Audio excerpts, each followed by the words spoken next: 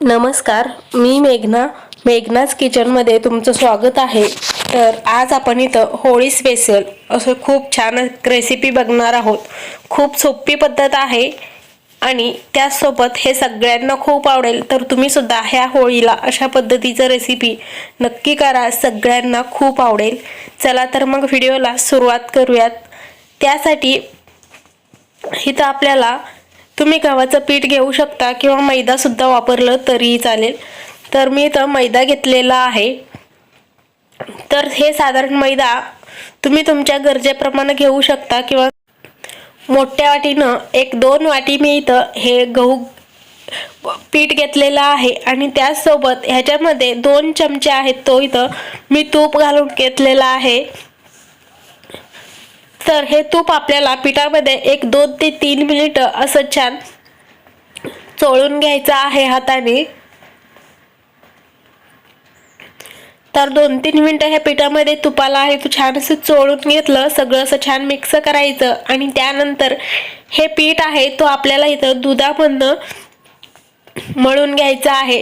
तुम्ही इथं पाण्याचा सुद्धा वापर करू शकता। दूध वापरल्यामुळे हे पीठ आहे तो छान असं मऊसूत आहे तो मळला जाईल। तर तुम्ही तुमच्या आवडीप्रमाणे दूध किंवा पाण्याने मळू शकता, पण एकदा दुधाने असं हे पीठ आहे तो मळून बघा। तर मळून झालेला आहे, तर 15 ते 20 मिनिटासाठी बाजूला ठेवून देऊयात। तोपर्यंत आपण ह्याचं इथं सारण आहे तो बनवायचा आहे। त्यासाठी तुम्ही इथं तुमच्या आवडीप्रमाणे ड्रायफ्रुट्स घेऊ शकता, काजू, बदाम, पिस्ता वगैरे। तर तुम्ही तुमच्या आवडीप्रमाणे घ्यायचं आहे आणि त्याला तुम्ही इथं बघू शकता मी असं उभं आणि बारके बारके असं कट करून ठेवलेलं आहे। तर तेच ह्याच्यामध्ये एका कढईमध्ये घातलेलं आहे आणि याला 3 ते 4 मिनिटं असं छान भाजून घ्यायचं आहे। तर मी पहिलं इथं तूप वगैरे घातलेलं नाहीये, तर डायरेक्ट कढईमध्ये हे सगळे ड्रायफ्रुट्स घातलेले आहेत। तर बारीक गॅस ठेवून 2च मिनिटं याला असं गरम होईपर्यंत तुम्ही बघू शकता थोडंसं ह्याचा कलर आहे तो असं बदललेला आहे। तर आता हे लगेच आपण काढून घेऊयात आणि त्याचबरोबर त्याच कढईमध्ये ह्याच्यामध्ये मी इथं एक साधारण 2 चमचे एवढं बारीक रवा घेतलेला आहे। तर तुम्ही तुमच्या आवडीप्रमाणे इतर रवा वापरायचा असेल तर वापरू शकता किंवा नाही वापरलं तरीही चालेल। तर तुम्ही मोठा रवा घेत असाल तर ते मिक्सरला लावून थोडंसं बारीक करून घ्यायचं आहे आणि त्याला सुद्धा तूप वगैरे न घालता असंच कढईमध्ये 1-2 मिनिटं असं गरम करून घ्यायचं आहे। तर कलर बदललेला आहे, तर आता आपण त्याला सुद्धा बाजूला काढून घेऊयात। त्यानंतर त्याच कढईमध्ये मी इथं खोया घेतलेला आहे, म्हणजे खवा घेतलेला आहे। तर हे दुकानातलं किंवा घरी केलेलं तुम्ही खवा इथं वापरू शकता आणि त्याचबरोबर साधारण एक अर्धी वाटी हे खवा आहे। तर त्याला सुद्धा आपल्याला इथं गरम करून घ्यायचं आहे, थोडंसं पातळ करून घ्या। हे खवा फ्रीजमध्ये असल्यामुळे घट्ट असल्यामुळे ह्याला आपल्याला कढईमध्ये घालून थोडंसं पाणी घालायचं आणि असं हे पातळ होईपर्यंत आपल्याला परतवून घ्यायचं आहे। परत त्याला सुद्धा काढून घेतलं, तर आता त्यानंतर हे लास्टला आपण हे साखरेचा पाक इथं बनवून घेऊयात। त्यासाठी मी इथं 2 वाटी साखर घेतलेला आहे आणि त्याच्यामध्ये 1 वाटी मी इथं पाणी घालून घेतलेलं आहे। 2 वाटी साखरेला 1 वाटी मी इथं पाणी घालून घेतलं। गॅस मोठं ठेवायचं आणि 1 चमचा घ्यायचं, असं साखर विरघळेपर्यंत हलवत राहायचं आहे। साखर विरघळलेली आहे, तर आता गॅस इथं मध्यम किंवा बारीक ठेवायचं आणि तर ह्याच्यामध्ये तुम्हाला जर हे वरचं जे साखरेच्या पाकावरचं घाण वगैरे काढायचं असेल तर तुम्ही त्याच्यामध्ये 1 किंवा 2 चमचे असं दूध घालून ते जे काही वरचं जे घाण येईल ते तुम्ही काढून घेऊ शकता किंवा नाही काढलं तरीही चालेल। तर हे 2 चमचे असं दूध घालायचं, असंच फिरवत राहायचं 2 मिनिटांनी लगेच हे आपलं इथं दुधावरचं तुम्ही बघू शकता हे साखरेच्या पाकावरती असं एक घाण आहे तो आलेला आहे। त्यानंतर ह्याच्यामध्येच तुम्ही असं चाळणी घालून ह्याचं जे काही कचरा घाण असेल तर ते तुम्ही काढून घेऊ शकता किंवा दुसऱ्या भांडीमध्ये असं याला तुम्ही गाळून वगैरे घेऊ शकता। तर इथं 2 ते 3 मिनिटं मी छान असं शिजवून घेतलेलं आहे साखरेच्या पाकाला आणि इथं तयार सुद्धा झालेला आहे। तर गॅस बंद केलं आणि दुसऱ्या भांडीमध्ये साखरेचं पाक आपल्याला काढून घ्यायचं आहे। एक तारी किंवा 2 तारी नाही करायचं, फक्त असं चिकट होईपर्यंत हे साखरेचं पाक आहे आपल्याला करून घ्यायचं आहे। त्यानंतर साखरेच्या पाकामध्ये तुम्ही इथं कलर वगैरे घालू शकता। तुम्ही तुमच्या आवडीप्रमाणे केसरी किंवा पिवळा कलर घालू शकता किंवा नाही घातलं तरीही चालेल। थोडंसं इलायची पावडर घालायचं आहे किंवा असं अख्खं इलायची घालायचं आणि त्याचबरोबर केसर घालायचं असेल तर तुम्ही इथं थोडंसं केसर सुद्धा घालू शकता।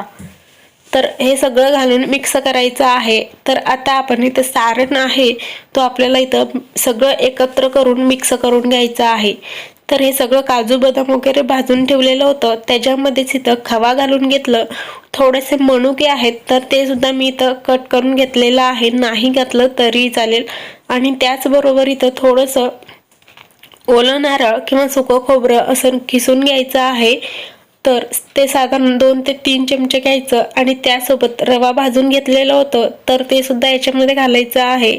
आणि त्याच 1 वाटी साखर आहे त्याला मिक्सरला लावून असं बारीक करून घेतलं आणि त्यासोबत ह्याच्यामध्ये थोडंसं इलायची पावडर सुद्धा घालू शकता, त्यामुळे खूप छान लागतं। आणि त्याचबरोबर मीठ जरुरीने घालायचं आहे, कारण हे गोडाचा पदार्थ असल्यामुळे आपल्याला थोडंसं याच्यामध्ये मीठ घालायचं आहे। तर साधारण थोडंसं 1 पाव चमचा एवढं मी इथं मीठ घातलेलं आहे।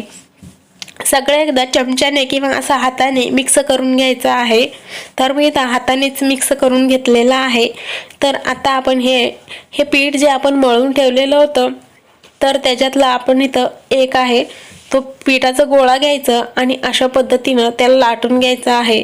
थोडंसं पीठ लावून लाटलात तरीही चालेल किंवा थोडंसं तेल किंवा तूप लावून लाटलात तरीही चालेल।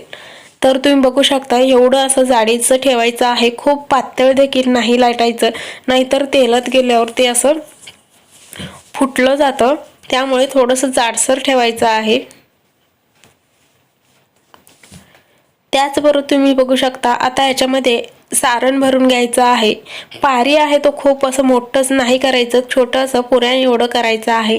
1 चमचा किंवा 2 चमचे असं सारण भरून घ्यायचं आणि कडेला असं दूध वगैरे लावून घ्यायचं आणि त्याच्यानंतर तुम्ही बघू शकता अशा पद्धतीने हे दोन्ही साईडचे आहेत तो कडे असं दुमडवून घ्यायचं आहे। आणि त्याचसोबत इथं डिझाईन वगैरे करायचं असेल तर तुम्ही अशा पद्धतीचं डिझाईन आहे ते तुम्ही बनवू शकता। जर तुम्हाला अशा पद्धतीचं डिझाईन येत नसेल तर तुम्ही पहिलं शिकायचं आहे, 1 किंवा 2 असं खराब होतील, नंतर आहे तर तुम्हाला छान पद्धतीने असं आकार आहे तो देता येईल। तर तुम्ही सुद्धा अशा प्रकारचे गुजिया आहेत तो होळीला नक्की करून बघा आणि सगळ्यांना खूप आवडेल। तर अशा पद्धतीने मी सगळे इथं बनवून घेतलेले आहेत। तर एवढे सगळे गुजिया मी इथं तयार करून घेतलेले आहेत आणि एका ताट किंवा असं कापडांवरती ठेवायचं आहे। त्याचबरोबर एका कढईमध्ये तेल किंवा तुपामध्ये सुद्धा तुम्ही तळून घेऊ शकता। तेल आहे तो हलकं असं गरम करून घ्यायचं आणि त्यानंतर एक असं पिठाचा गोळा टाकून बघायचा, लवकर असं बुडबुड येत नाही किंवा हलकं तेल गरम झालेलं आहे का नाही। तर हे आपल्याला गॅस बारीक ठेवूनच तळून घ्यायचं आहे। जेवढे मी इथं तयार करून घेतलेले होते गुजिया तर ते इथं सगळे घालून घेतलेले आहेत आणि बारीक गॅसवरच 2 ते 3 मिनिटं असंच ठेवू द्यायचं। त्यानंतर बघू शकता कलर आहे तो खूप छान असं आलेला आहे, दोन्ही साईडने छान असं कलर येईपर्यंत ह्याला असंच तळून घ्यायचं आहे। आणि त्याचबरोबर हे तळून झालं की लगेच आपलं साखरेच्या पाकामध्ये घालायचं आहे आणि साखरेचा पाक सुद्धा असं गरम असायला पाहिजे। त्यानंतर जे काही तळून घेतलं त्यानंतर हे गरम साखरेच्या पाकात घालून 1 किंवा 1.5 तासासाठी किंवा रात्रभर ठेवलात तरीही चालेल। त्याचबरोबर तुम्ही सुद्धा अशा पद्धतीचं ह्या होळीला नक्की करून बघा आणि व्हिडिओ आवडला असेल तर लाईक, शेअर, सबस्क्राईब करा। पुन्हा भेटूया पुढच्या व्हिडिओमध्ये, तोपर्यंत बाय।